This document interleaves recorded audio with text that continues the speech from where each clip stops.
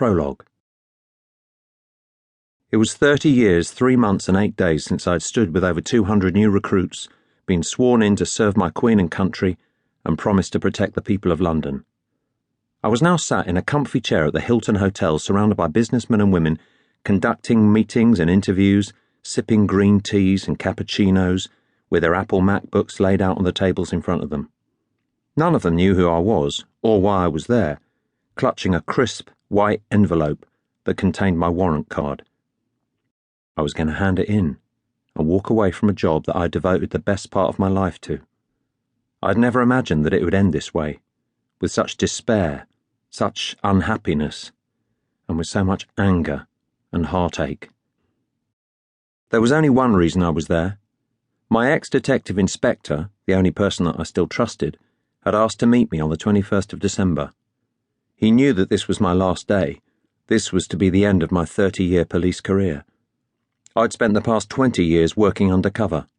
I'd received over 35 chief constables and judges' commendations for bravery and dedication to my work. I was overwhelmed by sadness and a sense of futility. I thought of trust and support and camaraderie, all the things that I could no longer look to my colleagues for. It had been a week since I'd been told by a 20-something-year-old kid from HR that I wasn't entitled to an exit interview with the chief constable as I didn't fit the criteria. I looked at him, dressed in his Hollister jumper, Primark skinny jeans and cheap shoes. I thought to myself that he had no idea who I was or what I'd done. I wanted to sit him, his supervisor, and the other lovies from HR down and tell them my story. Explain to them what I had done in my service, the people I'd hurt, the number of times I'd risked my life to put baddies behind bars, that I thrived on danger. The more dangerous the situation or nastier the person, the more I would want to do the job. I wanted to tell them my story. I looked him up and down, took a deep breath and said, "Do you know what? You're right. I'm sure the chief has much better things to do." In any other walk of life or career, I was certain that I would have been sat down and somebody would have picked my brains, unloaded all the contacts I'd accrued over 2 decades.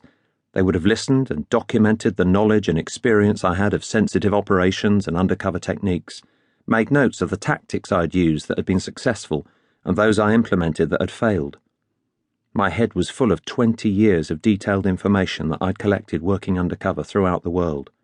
But not a single person spoke to me. No exit interview, no debrief from the unit head. No one from my department even said goodbye. Of course, I was sure they were all glad to see the back of me. Although we'd had a huge amount of success in the undercover unit and had never before put so many top-echelon criminals away for serious offences, I knew that certain senior officers wanted me off the premises.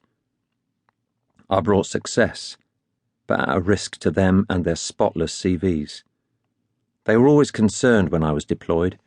They worried about the job going wrong, the money getting stolen, or bad press about the tactics used. I never felt they had any genuine concern for my safety or me. Their number one priority was their own reputation. With me out the way, that meant there was one less thing that could prevent their path to promotion.